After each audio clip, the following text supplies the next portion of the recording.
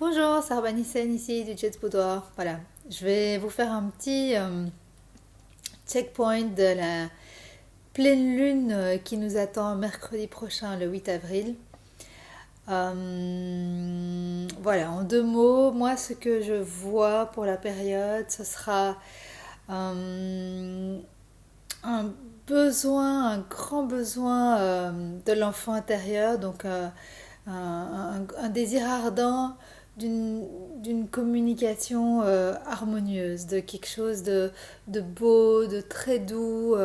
La lune est en balance maison 3, donc la maison 3, la maison de la communication, la balance, la planète de l'harmonie, la planète de, de, de la douceur, de l'art, aussi de la justice bien sûr. Mais donc une lune, c'est l'enfant intérieur, le besoin intime, besoin de douceur et d'harmonie. Ça, c'est la première chose. Et ça, c'est très très beau parce que ça vient en opposition à un amas planétaire, soleil, milieu de ciel, lune noire en bélier, maison 9. Donc, maison 9, la maison du Sagittaire. Donc ça, c'est assez chouette. C'est tout ce qui est lié au groupe, la politique aussi. Donc, il va probablement y avoir des prises de décision. Il va certainement y avoir du changement. Parce qu'il y a un soleil en bélier, c'est le changement. C'est oser casser les murs de l'establishment. C'est oser enfreigner les règles établies. Donc c'est vraiment une propulsion vers un nouvel espace, quoi, une nouvelle façon de faire. Ça, c'est très très chouette. Surtout ce qui se passe au niveau sociétal, ce serait vraiment top, on le demande. Avec tout ça, c'est tiré par un Uranus en maison 10, donc la maison du Capricorne en taureau. Donc c'est quand même tout ce qui est lié à nos... Le taureau, c'est quand même le signe de matériel, le signe de l'ancrage, quoi. C'est un signe de terre. Donc après tout ce feu, on vient avec Uranus peut-être amener des nouvelles formes de ce matérialisme, quoi. Donc peut-être qu'on va vers quelque chose, bon, c'est wishful thinking tout ça, hein. J'espère que je lis bien, mais c'est ce qu'on ressent quand même, c'est ce que j'ai entendu chez pas mal d'astrologues aussi. Alors très mignon, une petite Vénus en Gémeaux, maison 11, tout juste. Enfin voilà, donc c'est un amour un peu disproportionné. C'est peut-être une exaltation, hein. La Vénus en Gémeaux, elle est exaltée, donc c'est une exaltation de l'amour conjoint à Vesta, qui est quand même une comète, enfin une astéroïde de la puissance féminine. Donc voilà, c'est le féminin en puissance, mais dans le Gémeaux. Donc, mais la maison du collectif, la maison 11, la maison du Verseau. Donc on va voir ce que ça va donner. Peut-être un amour collectif, un amour peut-être un peu illusoire, hein, se plonger dans ce collectif qui est très aspirant pour le moment. On rentre dans l'ère du Verseau, donc le collectif est capital pour nous en ce moment. On est en train de changer quelque chose tous ensemble par la pensée créatrice, par la méditation, par l'alignement avec notre respiration, avec le calme qui est en train de s'installer aussi. On est paradoxalement en train de vivre des choses très haletantes et très effrayantes avec ce fléau, cette pandémie, enfin voilà, tout ce qui nous vient de l'information collective. Et en même temps, on voit émerger en nous quelque chose de très doux et de très puissant et de très apaisé. Donc voilà, c'est tout ça qui est en train de se jouer en ce moment. Qu'est-ce que je vois d'autre? Toujours Mercure qui est suivi par Neptune en poisson.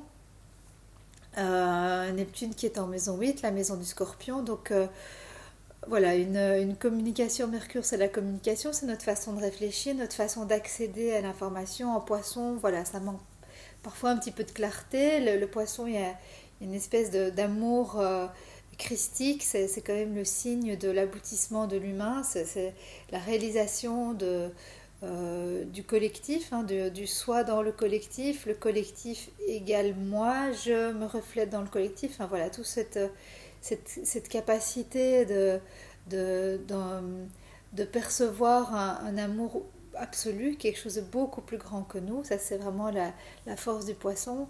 Mais parallèlement à ça, il y a aussi le problème de se perdre dans cette illusion, et donc il y a une illusion qui vient se mêler, donc voilà, la pensée n'est pas très très claire en ce moment peut-être, ou alors elle est vraiment portée par cette capacité d'aborder les choses différemment, donc avec beaucoup plus d'amour et beaucoup plus de compassion aussi, voilà.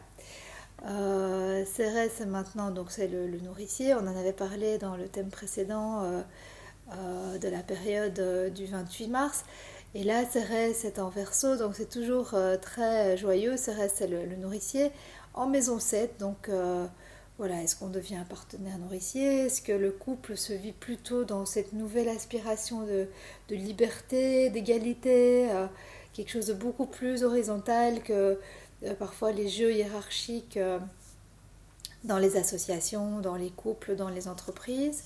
Voilà, ça c'est la petite maison, la maison 7 qui est assez petite pour le moment.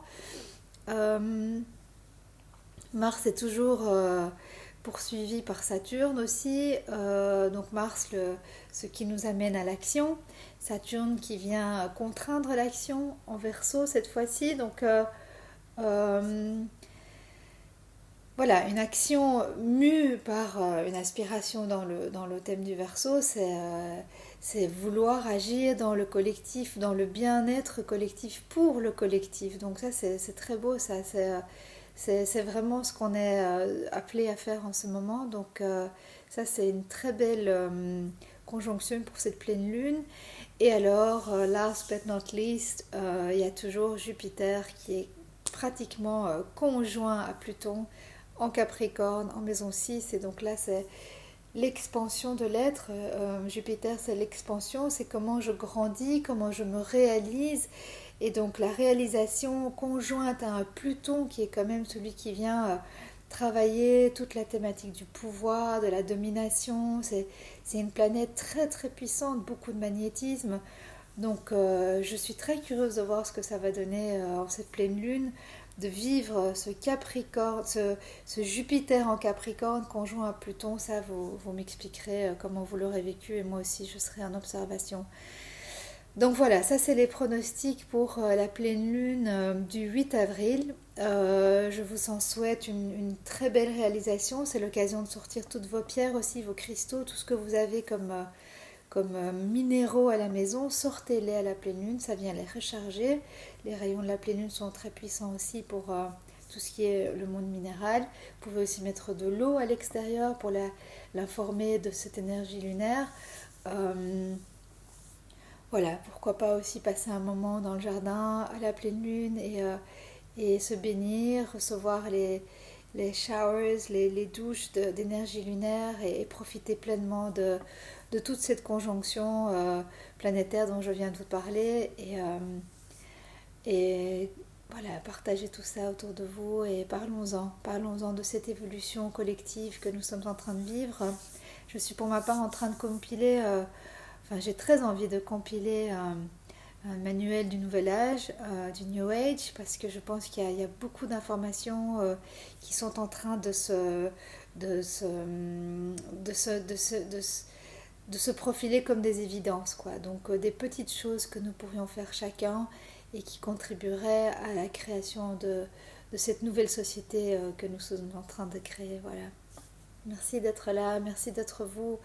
Ouvrez-vous à toute cette nouvelle énergie, ne restez pas dans la peur, et s'il y a quoi que ce soit, n'hésitez pas à me contacter, je vous accompagne dans cette période. À bientôt.